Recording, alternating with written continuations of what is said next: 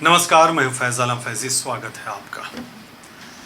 2024 का लोकसभा चुनाव काफ़ी अहमियत रखता है। हालांकि हर बार जब भी लोकसभा चुनाव होते हैं या कोई भी चुनाव होता है तो उसकी काफ़ी अहमियत होती है और अपनी अहमियत होती है। लेकिन 2024 की अहमियत इसलिए है कि ऐसा माना जा रहा है कि विपक्ष जिस तरह से तार तार है उसका फ़ायदा एनडीए को मिलेगा, यानी बीजेपी उसको भुनाएगी।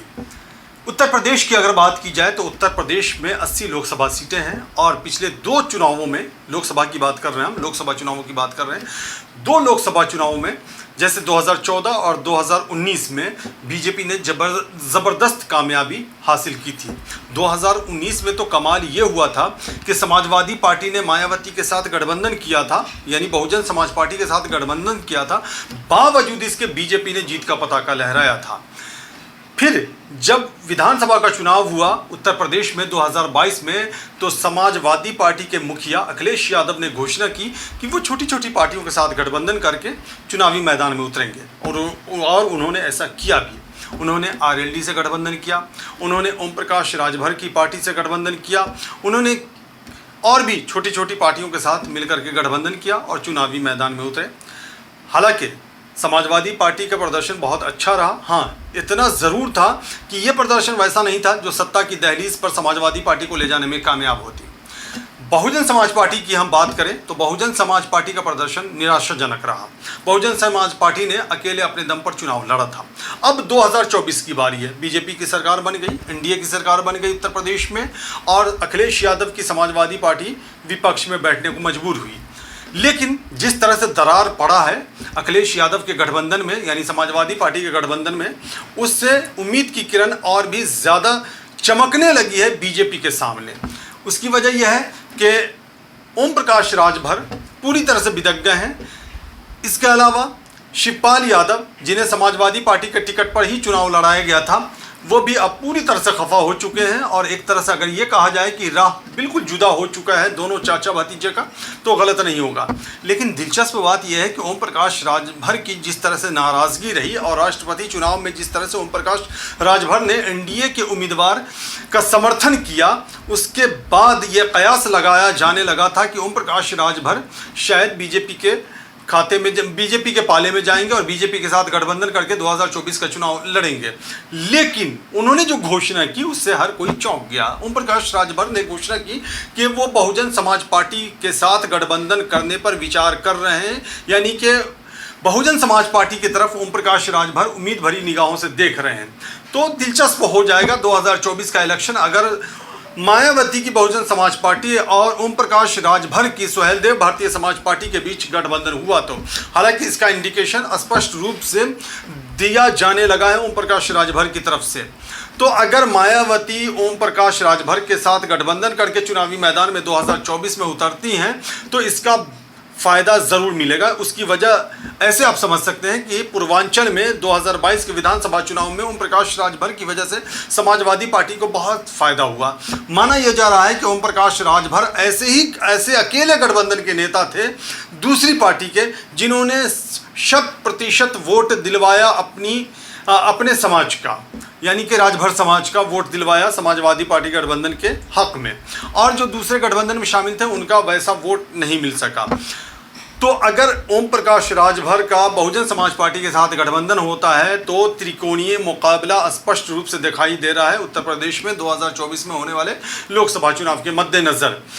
मायावती अगर इसे कैश करा लेती हैं, मायावती एक्टिव होती हैं, ओम प्रकाश राजभर को अगर अपने पाले में लाती हैं तो इसका फ़ायदा मिलेगा। और इसका फ़ायदा ऐसे भी मिल सकता है कि जैसे ही ओम प्रकाश राजभर की पार्टी के साथ बहुजन समाज पार्टी का गठबंधन होगा और जो दूसरी छोटी पार्टियां थीं, जो जैसे केशव देव मौर्य उनकी पार्टी थी जो अब अलग हो चुके हैं समाजवादी पार्टी से, वो अलग हो चुके हैं केशव देव मौर्य, वो जा सकते हैं। और भी दूसरी जो छोटी छोटी पार्टियाँ हैं उसे ओम प्रकाश राजभर लाने में पूरी तरह से सक्षम है, वो ला सकते हैं, बहुजन समाज पार्टी के साथ गठबंधन करवा सकते हैं। हालांकि अखिलेश यादव की अगर बात की जाए तो अखिलेश यादव का गठबंधन अभी भी आरएलडी से बरकरार है और ये 2024 में बरकरार रहने की उम्मीद पूरी तरह से जताई जा रही है। उसकी वजह यह है कि जयंत चौधरी को राज्यसभा में भेजा है अखिलेश यादव ने। तो एक तरफ आरएलडी सपा का गठबंधन बना रहेगा 2024 में। 2024 में जो लोकसभा चुनाव होंगे उसमें बहुजन समाज पार्टी का गठबंधन सुभाषपा से हो सकता है, यानी सोहेल देव भारतीय समाज पार्टी से हो सकता है। और अगर सोहेल देव भारतीय समाज पार्टी से गठबंधन हो जाएगा तो और जो दूसरी छोटी पार्टियां हैं वो भी बहुजन समाज पार्टी के साथ आ सकती हैं। इसका फायदा बहुजन समाज पार्टी को मिलेगा। बीजेपी का अपना एक असर है उत्तर प्रदेश में, तो इससे आप इनकार कर ही नहीं सकते। हालांकि और दूसरे राज्यों में भी बीजेपी ने जबरदस्त जीत हासिल की है, जीत का पताका लहराया है, चाहे वो लोकसभा के चुनाव हो या विधानसभा के चुनाव हो। तो उत्तर प्रदेश की हम सिर्फ बात कर रहे हैं क्योंकि उत्तर प्रदेश में सबसे ज्यादा लोकसभा की सीटें हैं, 80 सीटें हैं। माना यह जाता है कि उत्तर प्रदेश में जिसने भी जीत का पताका लहराया उसकी केंद्र में सत्ता बनना तय है। तो आपने देखा 2024 में, माफ कीजिएगा 2014 में भी ऐसा ही हुआ जब बीजेपी ने जबरदस्त जीत हासिल की, केंद्र में सत्ता में आ गई बीजेपी। उसके बाद 2019 में जबरदस्त जीत हासिल की, केंद्र में बीजेपी सत्ता में आ गई। 2024 में भी ऐसा ही होगा। अगर जिसने भी जीत का पताका लहराया उत्तर प्रदेश में उसे कामयाबी मिल सकती है केंद्र की सत्ता पर काबिज होने में। तो बड़ा दिलचस्प होता जा रहा है उत्तर प्रदेश की राजनीति को अगर 2024 के लोकसभा होने वाले लोकसभा चुनाव के संदर्भ में समझने की कोशिश की जाए तो। शिवपाल यादव नाराज हैं, उनकी भी अपनी एक प्रगतिशील समाजवादी पार्टी है, तो माना यह जा रहा है कि वो भी अपनी पार्टी को मजबूत करने की जुगत में लगे हुए हैं। चूंकि 2022 के विधानसभा चुनाव में शिवपाल यादव बिल्कुल समाजवादी पार्टी के पाले में चले गए थे, लेकिन अब वो नाराज हैं। तो इस तरह से शिवपाल यादव भी बहुजन समाज पार्टी के साथ आ सकते हैं। तो अगर शिवपाल यादव भी बहुजन समाज पार्टी के साथ आ जाएं और जिस तरह से ओम प्रकाश राजभर लगातार इंडिकेशन दे रहे हैं बहुजन समाज पार्टी के साथ जाने को लेकर के, अगर मायावती ने इन्हें कैश कराया, लपक लिया, अपने पाले में बुला लिया और 2024 के मद्देनजर गठबंधन करवा लिया लोकसभा चुनाव को ध्यान में रखते हुए, तो इसका फायदा बहुजन समाज पार्टी को बिल्कुल मिलना तय माना जा रहा है। 2019 में जब लोकसभा के चुनाव हुए थे तो समाजवादी पार्टी के साथ बहुजन समाज पार्टी का गठबंधन था, तो माना यह जा रहा था कि बहुत अच्छा प्रदर्शन होगा, लेकिन ऐसा हुआ नहीं। बावजूद इसके बहुजन समाज पार्टी ने 10 सीटों पर जीत हासिल की थी उत्तर प्रदेश लोकसभा चुनाव में। हालांकि 2014 में 0 पर बहुजन समाज पार्टी आउट हो गई थी, तो 2019 में 10 सीटें मिली थी लोकसभा के। हालांकि 2022 में सिर्फ एक सीट मिली बहुजन समाज पार्टी को। तो बहुत ज़्यादा मेहनत करने की भी आवश्यकता है बहुजन समाज पार्टी को। तो त्रिकोणीय मुकाबला हो सकता है जिस तरह से राजनीतिक समीकरण उत्तर प्रदेश में बनते दिखाई दे रहे हैं 2024 के मद्देनजर।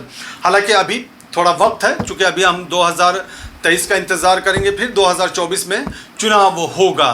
तो देखिए राजनीति में वक्त बहुत जल्दी गुजरता है और इसलिए कुछ कह नहीं सकते। और राजनीति में एक बात और कही जाती है कि ऊँट कब किस करवट बैठ जाए कहा नहीं जा सकता।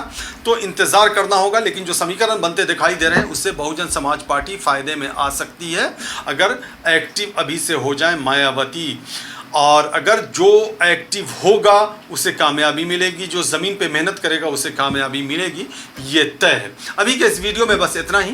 कुछ और दिलचस्प और रोचक विश्लेषण के साथ फिर हाजिर होऊंगा। नमस्कार। रोज की ताज़ा खबरें सुनने के लिए सब्सक्राइब करें BHPC न्यूज चैनल। साथ ही रोज के नोटिफिकेशन जानने के लिए दबाएं बेल आइकन। साथ ही हमें अपनी राय देने के लिए हमारी वीडियो पर कमेंट करके बताएं और वीडियोस को लाइक और शेयर करना बिल्कुल ना भूलें।